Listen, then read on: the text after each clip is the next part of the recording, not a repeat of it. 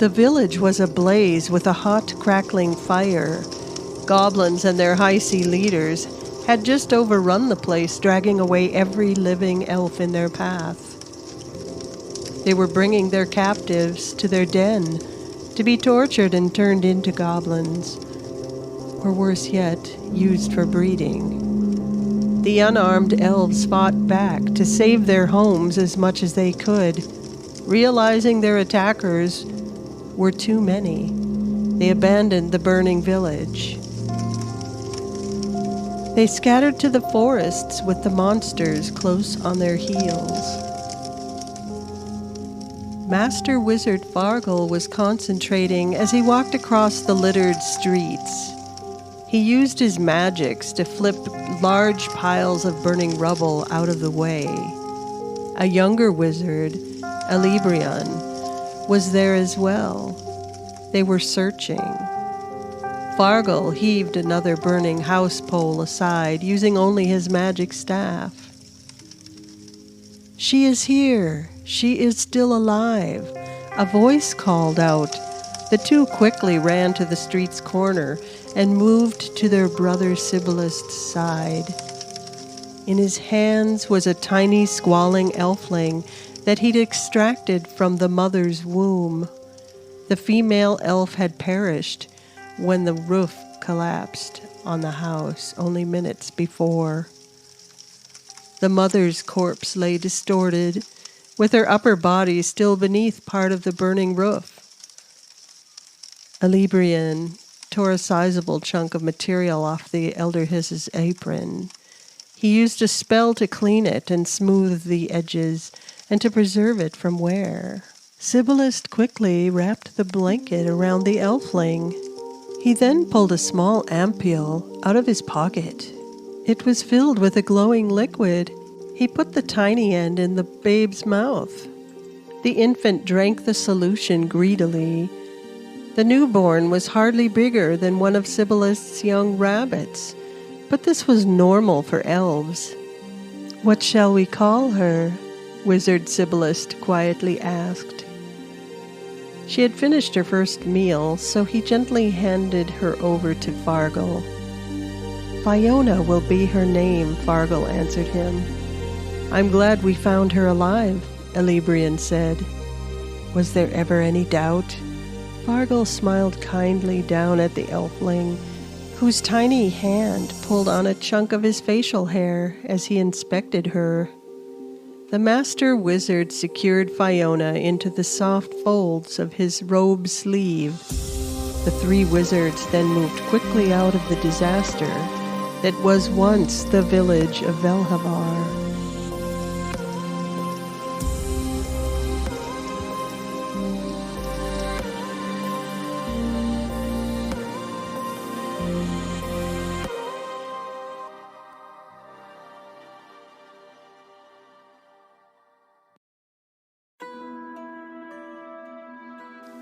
Welcome, you've found your way to the Tales of Elderlorn reading of Book 1. I'm your narrator, Karleigh. Pull up a chair and make yourself comfortable while I read Chapter 27, Many Evils. Our story starts out with a flashback to when Fionna was found. That was some strange circumstances, but the wizards seem to know what they're doing. And that was a long time ago. Today our friends are heading back north, and it's a long trip to Velhavar. Let's wish them luck as they continue this story.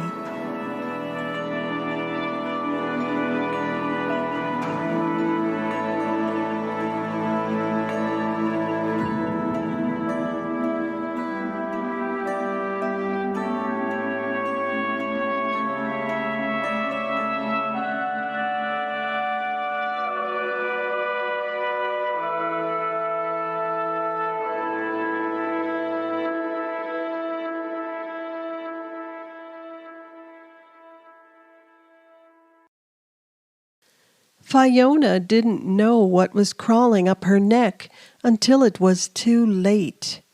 She heard it buzz loudly when she slapped it away. A giant hornet stung her cheek. Fiona's face instantly puffed out of control. "Hold still, my love." EJ flipped the stinger out of the wound with the edge of his small knife. He quickly made a cut on her face and sucked the poison out, spitting it on the ground several times before he was done. Fionna sat crying as he packed the wound with a willow leaf poultice to stop some of the pain, but the damage was done. It was not as severe as it could have been.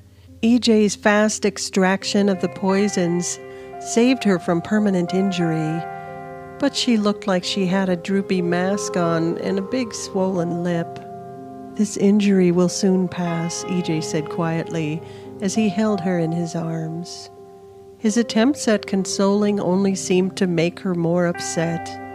Fionna was tired and now had a pounding headache.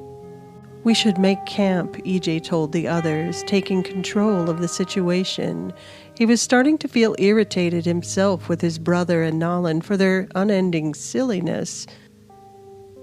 "For not knowing each other's language, they certainly communicate very well," Fionna tiredly pointed out. "I think they are just finding each other," EJ said quietly, as she lay down on the bed he had made for her. "Their giddiness is more about an excuse to laugh and touch. They are not considering your injury, Fionna." EJ's wisdom, that was always so calming to Fionna, was not so comforting today. "Please know that I always love you, EJ," Fionna said, scowling to herself in pain. "I feel such uncontrollable anger right now. I do not know if I can hold my tongue. I might say something I do not mean. What is wrong with me? I know it's not your fault, not anybody's fault." Fionna felt confused and tired. "Maybe it is the wasp poison." She winced as she touched her bandaged face. "Rest now," EJ said as he stroked his fingers over her hair. He expertly untangled as much as he could and made a single thick braid that hung over her shoulder. Fionna was lulled asleep by his gentle tugging and loving touch. EJ kissed her on the nose before he left to see what he could find for dinner.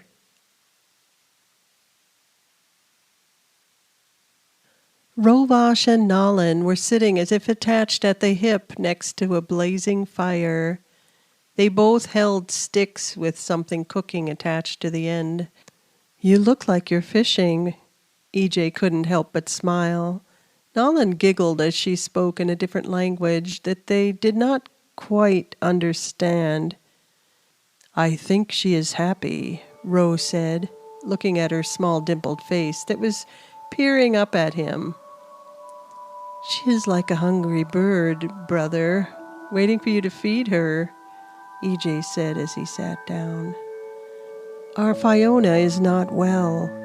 You should rein in your happiness just a little, so as not to wake her." Roe looked puzzled and suddenly realized how silly he'd been acting. "How strange, I feel like I'm under a spell." His eyes shifted around, and he looked seriously upset with himself. "Oh, Ninhan, you are feeling love. It is not an illness, nor is it fatal." EJ laughed. "You are simply fond of this one." "What?" Roe looked uncomfortable. "Do not shy away, brother. This one may look small, but I was told that she is older than both of us." EJ looked at her across the warm glow of the fire and smiled. Naalin smiled back. "You and I were small ones still in our mother's bed when this one was probably pledging herself to our king's forces." EJ's face went serious in his weariness. "We'll have to learn her mother's tongue or teach her ours. And besides," EJ added for fun, "my brother has stolen a kiss or maybe even two in his lifetime." He laughed at Roe's startled face. "I am glad she did not hear you just say that. Besides, I have grown too monstrous for such small, delicate females as I have seen in the land," Rose said, studying her more closely. "I am just happy to see Elvenkin alive," he said smugly to himself. For some reason, the thought of his brother never allowing himself to embrace the love of a mate made EJ sad, but he could not argue such things. Roevash noticed EJ frowning and broke into his thoughts. "I wish we could have helped more." They both frowned, thinking about the scenes of the island they shared in their memory. Naalin was speaking softly. She seemed to be begging politely for another bite of food as she tugged gently on Rose's sleeve. "She is healing. Feed her well," EJ said, as he gave up on the idea of having a meal. Edhellim decided the anxiety and anger they had all been feeling could be an unfortunate side effect of their mother's village and the island beyond. The thought that they may never safely return there made him sad. King Elendil was also a puzzle in his head. He pondered his words and wondered just what he meant by this realm asking him for something. He now knew his father's name, but it didn't make him feel any different than before. "These are things only wizards and high elves know. They seem to speak in riddles and secretly understand more than they ever tell." EJ lay down next to his Fionna. He too felt restless. So many thoughts clouded his mind that he couldn't sleep, so he lay there listening to the crackling flames of the fire.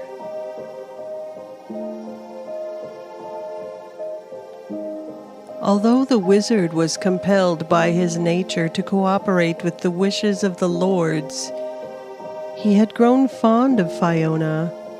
She grew tall and affectionately called him Papa. He smiled at memories of her bright eyes and sharp wit. She had learned so quickly how to cast spells and wield a basic magic staff. These were things he decided to teach her. They were not required for his assignment into the mortal realm. He truly missed her now. A long year had passed since EJ had sent back word that he had found Fionna safe with his brother in Velhavar. Ilmatar lords can see into the future of men, but they cannot always anticipate the finer details of what humans call fate. The wizard Farghal smiled as he lay down for another long nap.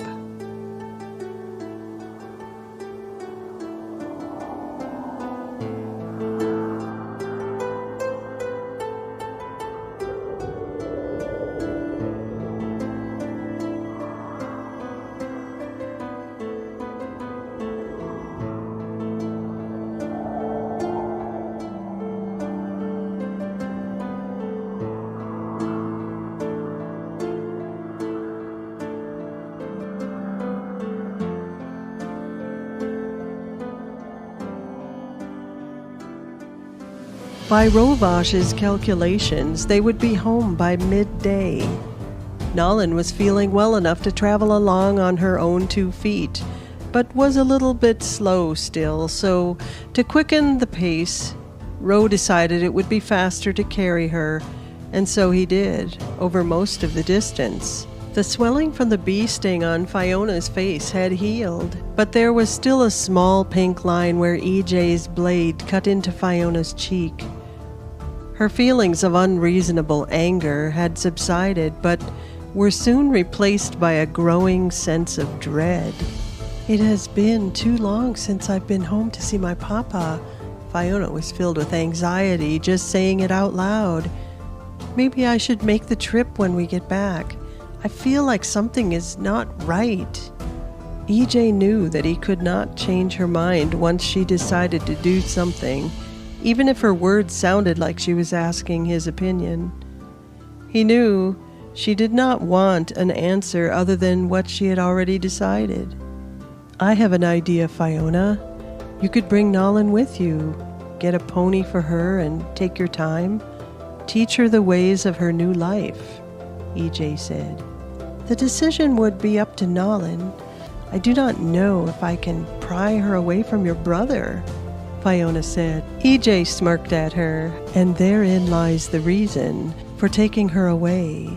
My brother needs to get back to his work. EJ grinned softly. I will ask her then, Fionna smiled at him, and that was the end of the conversation. They were soon within view of Fort Valavar. Dakein met them at the gates. He had been scouting the lower valley and had much to tell Roevash.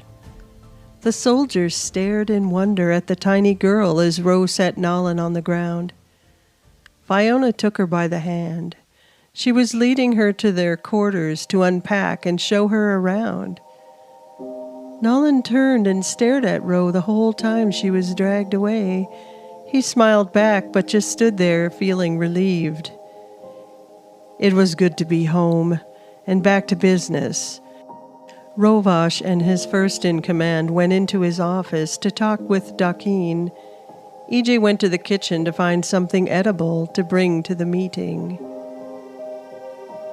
Dakein had found a dragon in the lower valley to the northwest. That would explain animals migrating into other territories. We will have to take a force out and kill it. Ro turned to his first lieutenant. Brief the troops on high-level tactical engagement. We will be marching as soon as we're ready. Yes, sir. The man left to start working on his assignment. Roevash and Dakein locked eyes as the man left the room. Nothing can prepare these boys for fighting a live dragon, Dakein said with a serious look on his face, as he leaned forward over the desk. What do you propose, then? Ro asked in frustration. My thoughts are to ask why the dragon is here in the first place. There is no dwarven settlement, no hoard of gold in these parts to lure such a monster here. The only other reason would be something can command it. Concern knit Ro's brow as he paced the floor. He stopped and rested a hand on the hearth. Dust had gathered on the mantel, and the fire had gone cold in his absence. He leaned into it as if to crush the massive stone into rubble. He could not deny Dakein's logic. We have fought too many evils, Dakein. I hope you are wrong. Roevash looked sharply at his friend, but they both knew he was right about this one.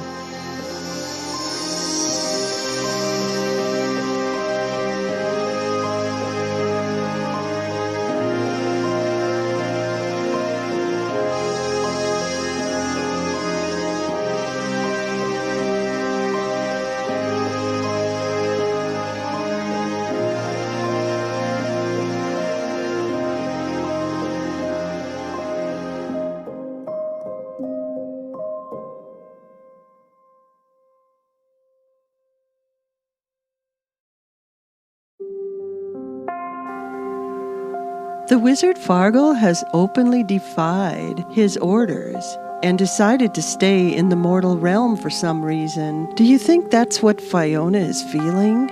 And a dragon has moved into the neighborhood. I wonder if they're connected somehow. Dragons are very dangerous creatures. Since the beginning of time, they've been fighting with the dwarven clans of the south over the shiny things they find in the mountains. This is a conflict that's been going on for so long they've almost wiped each other out completely. Dakein is right in saying that this one has no reason to be here.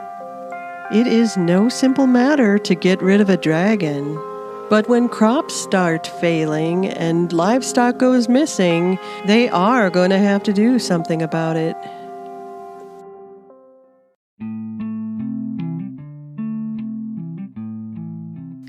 Elvish lesson of the day.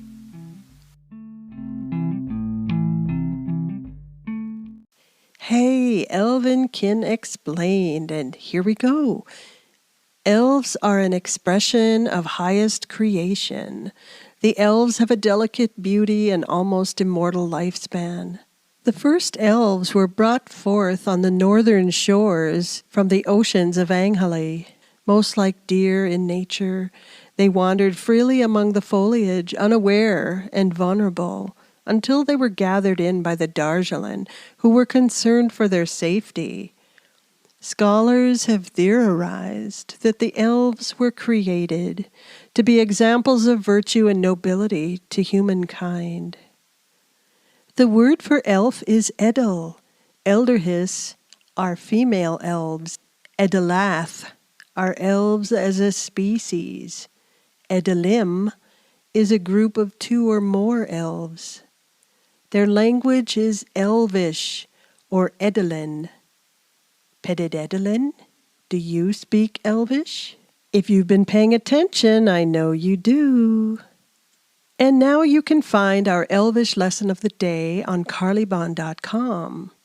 I will also list them at the end of the podcast notes every week. And have a great day and stay safe out there. Till next time, bye-bye. This is Karleigh Bond signing out.